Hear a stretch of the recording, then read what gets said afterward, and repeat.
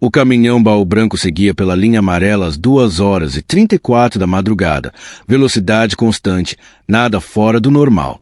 Mas o sargento Durval do BOPE não tirava os olhos dele.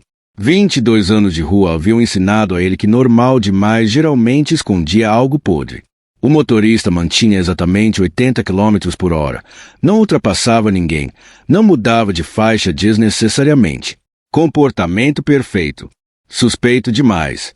Equipe 2. Vocês estão vendo o que eu estou vendo? Durval falou no rádio, os olhos fixos no caminhão que seguia 3 carros à frente. A voz do cabo Marcão respondeu do outro veículo tático. Caminhão branco, placa de Duque de Caxias, dirigindo como se fosse a missa da vovó às 2 da manhã. Tá estranho.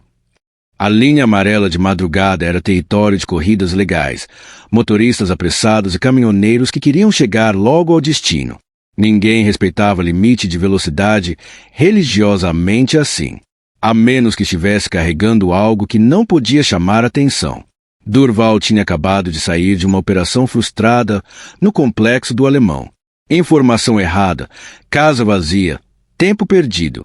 A equipe voltava para a base quando aquele caminhão cruzou seu caminho. E agora seus instintos gritavam. Vamos abordar, decidiu Durval, já sinalizando para os outros 2 veículos táticos da operação. Procedimento padrão, mas fiquem espertos. Algo não está certo. Os 3 veículos do BOPE aceleraram em formação coordenada. Luzes azuis e vermelhas explodiram na escuridão da via. A sirene rasgou o silêncio da madrugada. O caminhão não tentou fugir, não acelerou, não fez nenhuma manobra brusca. Simplesmente acionou a seta, reduziu suavemente e encostou no acostamento.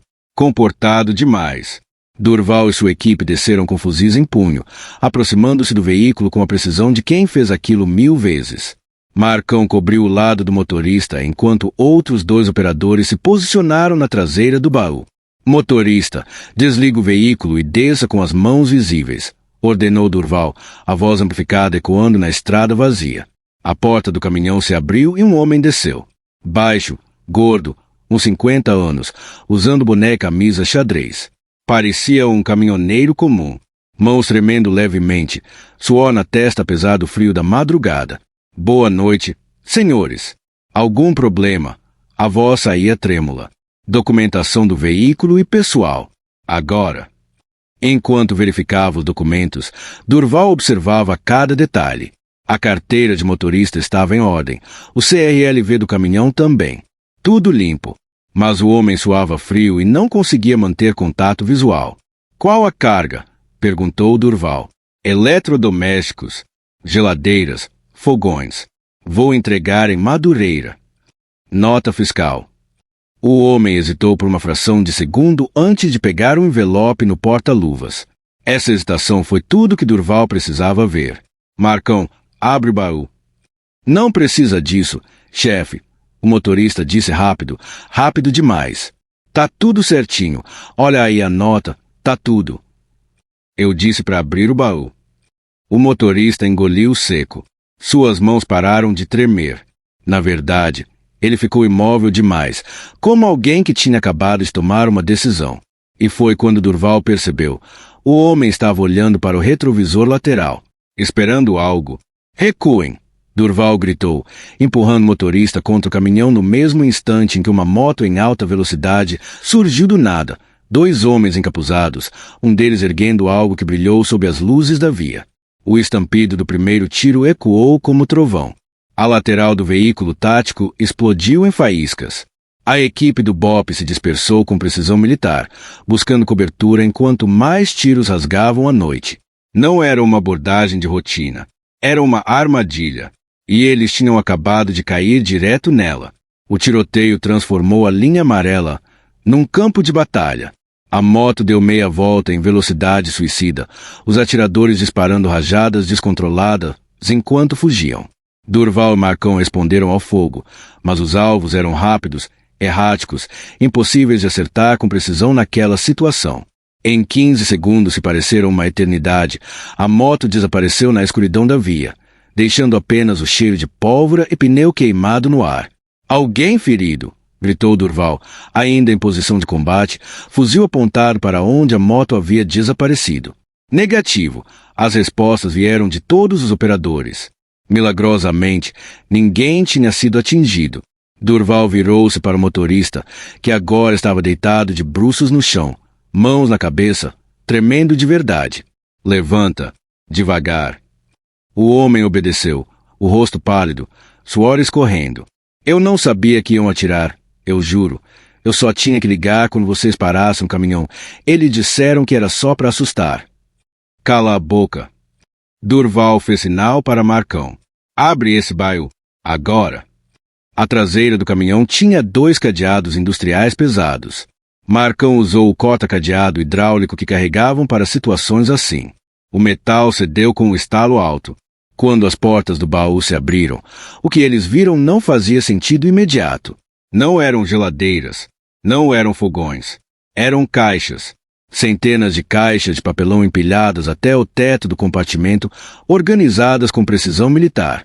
Cada caixa tinha um código alfanumérico escrito à mão. Nenhuma marca, nenhum logo de empresa. Durval subiu na carroceria, sua lanterna tática varrendo o interior. Algo estava errado. As caixas eram leves demais para eletrodomésticos. E havia um cheiro, suave, mas inconfundível. Químico. Marcão, sobe aqui.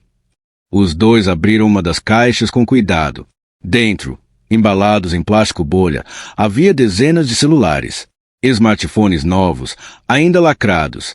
Mas quando Durval pegou um para examinar, percebeu que a embalagem era falsificada.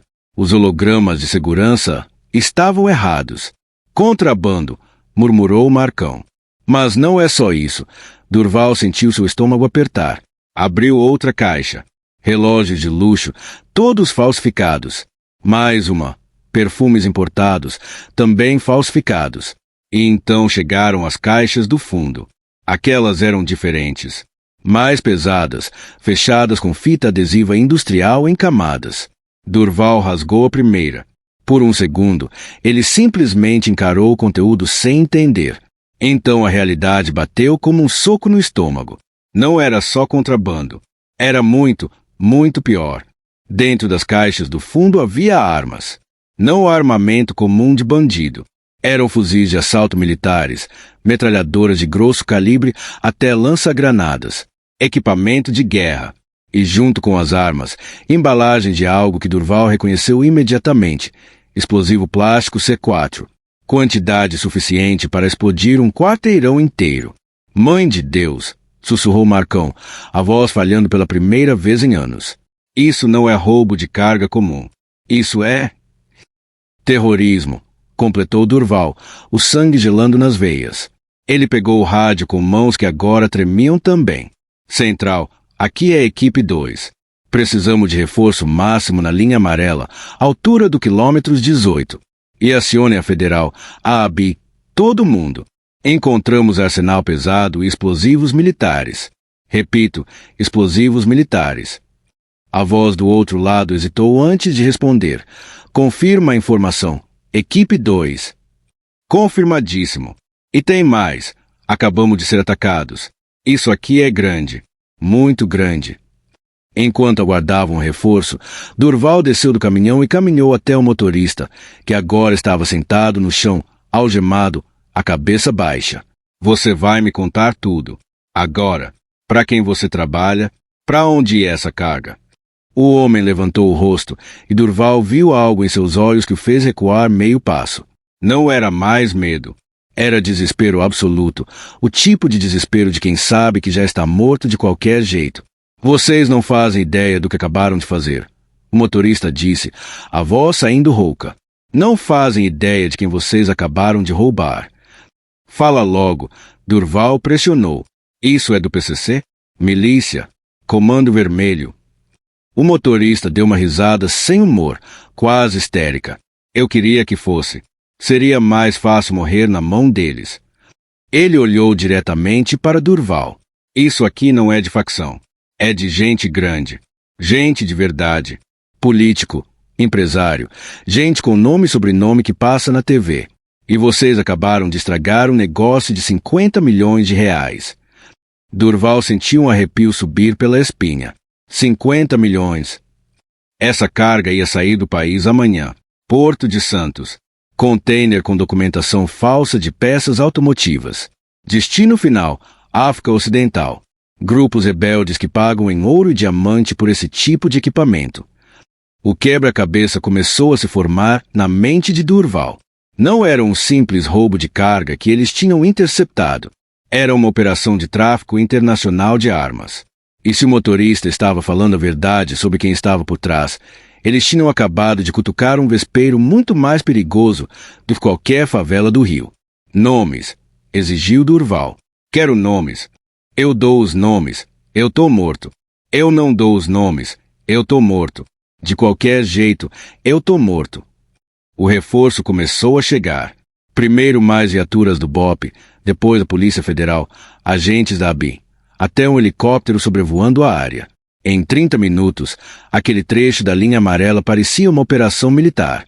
O Major Carvalho, comandante do batalhão, chegou pessoalmente. Homem alto, cabelos cortados rente, olhar que atravessava pessoas. Ele tinha a reputação de ser duro, mas justo. Ouviu o relato de Durval em silêncio, examinando pessoalmente o conteúdo do caminhão. Vocês fizeram um excelente trabalho, disse finalmente. Mas agora as coisas vão complicar. Muito. Como assim, senhor? Perguntou Marcão. O major suspirou. Porque se o que esse motorista está falando for verdade, vocês não interceptaram um crime. Vocês declararam guerra contra gente que tem poder para fazer vocês desaparecerem sem deixar rastro. Durval engoliu seco. E o que fazemos? O certo. Sempre o certo, mas de olhos bem abertos. Nas horas seguintes, o motorista foi levado para interrogatório formal. As caixas foram todas catalogadas, fotografadas, lacradas como evidência. Peritos examinaram cada item. A quantidade de armamento encontrado era suficiente para equipar um pequeno exército. 17 fuzis A-15, 23 pistolas de diversos calibres, 7 metralhadoras, 4 lança-granadas e 30 quilos de explosivo C4. No mercado negro internacional, aquilo valia facilmente os 50 milhões mencionados. Mas foi quando a perícia examinou os números de série das armas que a situação ficou ainda mais grave. Major, o perito-chefe chamou, a voz tensa. O senhor precisa ver isso. As armas tinham números de série. O problema é que eram números de série militares. Oficiais, registrados no sistema do Exército Brasileiro. Essas armas foram roubadas de quartéis, perguntou o major. Pior, segundo o sistema, elas ainda constam como estando nos arsenais. Oficialmente, essas armas nunca saíram dos depósitos militares. O silêncio que se seguiu era pesado como chumbo. Se as armas eram oficiais, mas haviam sido desviadas sem registro de roubo, só havia uma explicação possível. Alguém de dentro tinha facilitado o desvio. Alguém com acesso, autorização, poder. Isso vai explodir, murmurou o major. Vai explodir e vai respingar em todo o mundo. Ele olhou para Durval e sua equipe. Vocês precisam de proteção. A partir de agora, consideram-se em risco máximo. Nada de rotina sozinhos, nada de padrões previsíveis. Entendido. Os homens assentiram, mas Durval viu nos olhos de seus companheiros o mesmo que sentia. Medo. Não medo de bandido, de tiroteio, de operação perigosa. Medo de algo muito pior, de não saber em quem confiar num sistema que talvez estivesse podre por dentro. Deixa aqui nos comentários de qual cidade você está assistindo esse vídeo. Quero saber quem acompanha essas histórias insanas do Rio e de todo o Brasil. Comenta aí embaixo, vou responder todo mundo. 3 dias se passaram desde a apreensão na linha amarela e a bomba ainda não havia explodido publicamente. As autoridades mantinham sigilo total sobre o caso, o que por si só já era um sinal de alerta. Durval e sua equipe continuavam suas rotinas, mas agora sempre em dupla, sempre armados, sempre olhando por cima do ombro. A investigação estava nas mãos da Polícia Federal e da Inteligência Militar, mas rumores corriam soltos pelos corredores do batalhão. Diziam que havia mandados de prisão sendo preparados. Diziam que oficiais de alta patente estavam sendo investigados. Diziam que políticos tinham seus telefones grampeados. Mas nada era oficial. Tudo eram sombras e sussurros. Foi na manhã do quarto dia que Durval recebeu um telefonema estranho. Número desconhecido, bloqueado. Ele quase não atendeu, mas algo fez apertar o botão verde. Sargento Durval. Uma voz masculina, distorcida, obviamente passando por modulador. Quem é? Alguém que quer ajudar você a continuar vivo. Você e sua família. O sangue de Durval gelou. Tá me ameaçando? Não. Tô te avisando. Você colocou a mão num vespeiro. As pessoas envolvidas nessa operação não vão simplesmente deixar pra lá. Elas têm muito a perder. Se você quer me ajudar, dá nomes. Me diz quem são essas pessoas. Durval estava gravando ligação no celular pessoal. Nomes não vão adiantar de nada se você tiver uma bala na cabeça antes de poder fazer algo com eles. O que você precisa é de seguro de vida. Como assim? Informação. Cópias de tudo que foi apreendido. Documentos, fotos, vídeos. Espalha com gente de confiança. Faz cópias e deixa em lugares diferentes. Se algo acontecer com você, essas cópias vazam automaticamente. É a única forma de você se manter vivo. E por que você está me contando isso? Houve uma pausa longa. Porque eu também tinha família. E eles não tiveram a mesma sorte que você ainda tem de se proteger. A ligação caiu. Durval ficou olhando para o telefone, o coração batendo acelerado. Poderia ser um blefe, uma tática psicológica para deixá-lo paranoico. Ou poderia ser um aviso genuíno de alguém que sabia das coisas por dentro. Ele decidiu não arriscar. Naquela tarde, Durval reuniu sua equipe no local seguro, a casa de um tio aposentado no interior de Petrópolis. Longe de escutas, longe de olhos curiosos. Vocês receberam algum contato estranho? Perguntou. Marcão acenou. Minha esposa disse que um carro ficou parado em frente à nossa casa ontem. Ficou lá por 2 horas. Só foi embora quando eu cheguei. Outro operador, o soldado Cristiano, disse. Meu filho de 5 anos me perguntou ontem quem era o homem que tirou foto dele no parquinho. Disse que o homem tinha uma câmera grande. A tensão na sala era palpável. Não eram mais coincidências. Era vigilância ativa. Temos que agir, disse Durval. Vou conseguir cópias de todo o material da apreensão. Relatórios, fotos, tudo. Cada um de vocês vai guardar uma cópia em lugar diferente. Se qualquer coisa acontecer com qualquer um de nós, os outros sabem o que fazer. E o que fazemos? Perguntou Marcão. Soltamos tudo. Internet, imprensa, ONG internacional, tudo ao mesmo tempo. Fazemos tanto barulho que fica impossível abafar. Os homens concordaram. Era um plano arriscado, mas melhor do que ficar sentado esperando uma bala. Conseguir acesso ao material não foi difícil. Durval tinha contatos na perícia, gente que também estava incomodada com o sigilo excessivo sobre o caso. Pendrives foram copiados. Documentos foram escaneados. Fotos foram duplicadas. Cada homem da equipe recebeu um pacote completo de evidências. Na semana seguinte, a primeira notícia vazou na imprensa. Não era tudo, apenas o suficiente para criar alvoroço. BOPE apreende arsenal de guerra em operação na linha amarela. A matéria era vaga, sem detalhes comprometedores, mas confirmava que algo grande tinha acontecido. A reação foi imediata. O Major Carvalho convocou Durval em seu gabinete. Foi você que vazou. Não, senhor. Não era mentira. Durval não tinha vazado nada. Ainda. Porque se foi, você acabou de assinar sua sentença de morte. E a minha também.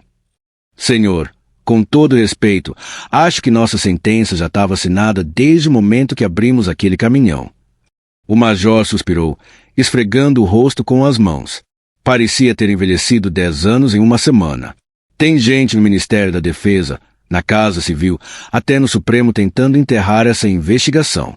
Argumentam que expor as falhas de segurança militar prejudica a segurança nacional. Segurança nacional. Durval não conseguiu conter a indignação. Armas brasileiras indo parar nas mãos de terroristas na África é que prejudica a segurança nacional. Eu sei. Você sabe. Mas tem gente poderosa que só se preocupa com a própria pele. Foi então que o major fez algo inesperado. Ele pegou uma pasta fechada da gaveta e a colocou sobre a mesa. Isso aqui não existe. Você nunca viu. Se alguém perguntar, eu nego. Entendido. Durval abriu a pasta. Dentro havia documentos classificados, relatórios de inteligência militar e nomes, dezenas de nomes, políticos de 3 partidos diferentes, empresários donos de construtoras que ganhavam licitações bilionárias, oficiais militares de alta patente, até um desembargador federal. Todos conectados, todos envolvidos. A rede era muito maior do que Durval imaginava. Não era apenas um esquema de tráfico de armas. Era um sistema complexo que operava há anos, desviando armamento militar, vendendo para o exterior, lavando dinheiro através de empresas de fachada. Como você conseguiu isso? Durval sussurrou, folheando os documentos com mãos trêmulas. Tenho meus contatos. Gente boa que também está cansada de ver o sistema apodrecendo por dentro. O major se inclinou sobre a mesa.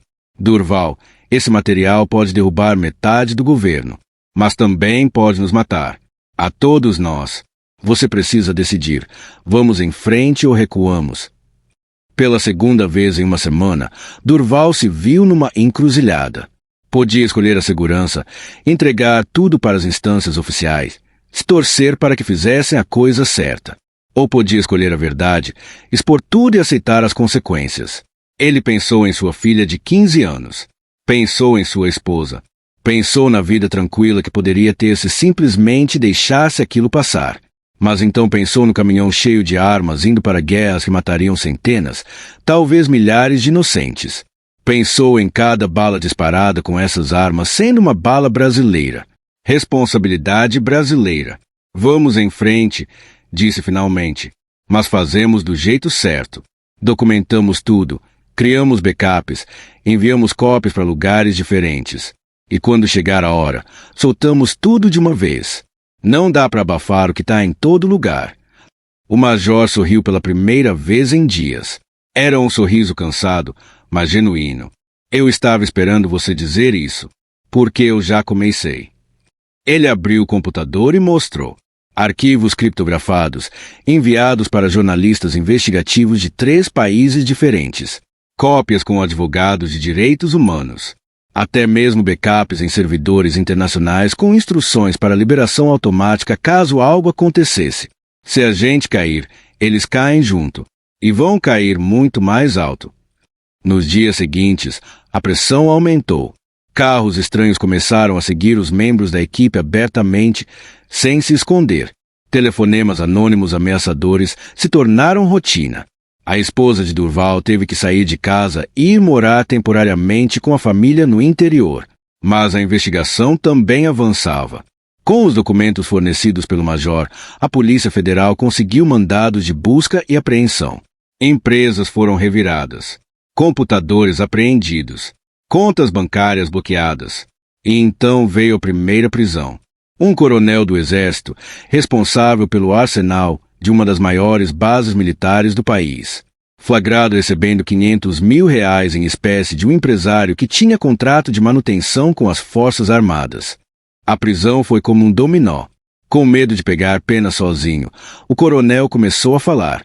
Nomes, datas, valores, rotas. Cada informação levava a outra. Cada fio puxado revelava mais teia. Foi quando descobriram a extensão real do esquema. Não eram apenas armas desviadas. Eram munições, coletes balísticos, equipamentos de visão noturna, até veículos militares. Tudo sendo desviado sistematicamente ao longo de 8 anos.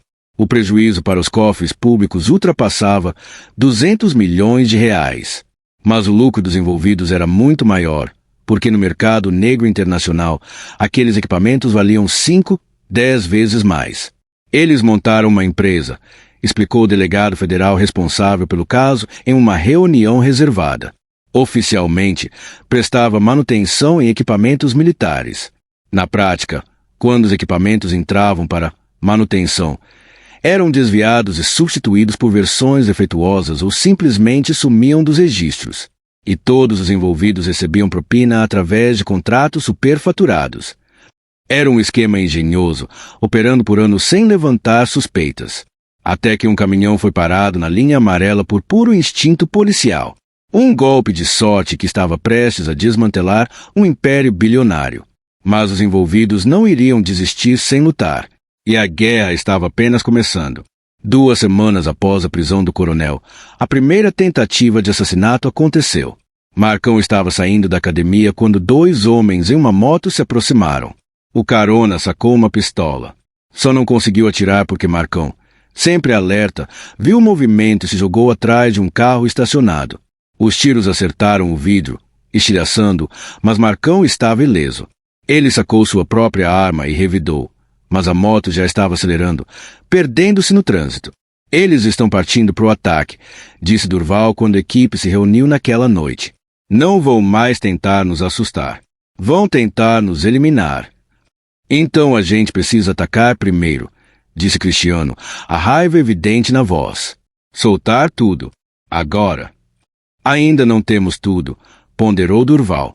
Se soltarmos agora, os peixes grandes escapam. Eles têm advogados, têm influência. Vão alegar que as evidências foram obtidas legalmente. Vão conseguir habeas corpus. Vão fugir do país. Precisamos de provas blindadas. Foi Major quem trouxe a solução. Tenha um contato no Ministério Público. Promotor linha dura. Não aceita propina. Não se curva à pressão. Se passarmos tudo para ele, ele pode transformar isso num caso federal sólido, com todas as proteções legais necessárias. E podemos confiar nele? Perguntou Marcão, ainda tenso depois do atentado. Ele perdeu o irmão num tiroteio com armas desviadas à polícia há 5 anos. Se tem alguém que quer ver esses caras na cadeia tanto quanto nós, é ele. O promotor se chamava Dr. Eduardo Mendes. 40 e poucos anos, magro, olhos fundos de quem passa a noite sem dormir debruçado sobre processos. Quando o Major, Durval e a equipe se reuniram com ele num local secreto, sua primeira pergunta foi: "Vocês têm noção do tamanho do risco que estão correndo?" "Temos", respondeu Durval. "Por isso viemos até o senhor." Dr. Eduardo examinou os documentos por horas. Sua expressão ficava cada vez mais sombria a cada página virada. "Isso aqui é dinamite pura", disse finalmente. "Se eu avançar com isso, vou fazer inimigos poderosos. Minha carreira pode acabar. Minha vida pode acabar." "E se o senhor não avançar?" perguntou o Major. "Quantas outras pessoas vão morrer com essas armas? Quantos soldados brasileiros vão morrer defendendo fronteiras com equipamento sucateado, enquanto o equipamento de verdade está sendo vendido para terrorista?" Dr. Eduardo ficou em silêncio por um longo momento. Então pegou os documentos, guardou cuidadosamente numa pasta e disse: "Vocês têm proteção 24 horas a partir de agora. Vou requisitar escolta federal para todos. E vamos precisar de mais evidências. Gravações, transações bancárias, tudo. Quero esse caso tão sólido que nem o melhor advogado do país consiga derrubar." Nos meses seguintes, a investigação se tornou a maior operação contra a corrupção militar da história do Brasil. Mais de 50 pessoas foram indiciadas. 17 já estavam presas, incluindo 2 generais da reserva, um coronel da ativa, 5 empresários e um deputado federal. As manchetes dominavam os jornais diariamente. Operação Arsenal Fantasma desmantela a rede de tráfico de armas militar. Esquema desviava armamento do Exército há quase uma década. Investigação aponta para envolvimento de oficiais de alta patente. A pressão pública forçou o governo a agir. O ministro da Defesa foi convocado ao Congresso. O comando do Exército abriu sindicância interna. Protocolos de segurança de arsenais foram completamente reformulados. Mas quanto maior a investigação crescia, maior ficava o alvo nas costas de Durval e sua equipe. Houve mais 2 tentativas de assassinato. Um carro que tentou forçar Cristiano para fora da estrada. Um pacote suspeito deixado na porta da casa de outro operador, que por sorte foi identificado pelo confarejador antes de explodir. Eles viviam em estado de alerta constante. Dormiam em lugares diferentes a cada noite. Mudavam rotas diariamente. Suas famílias estavam escondidas, espalhadas pelo país. Era uma vida de fugitivos, irônico considerando que eram eles os policiais.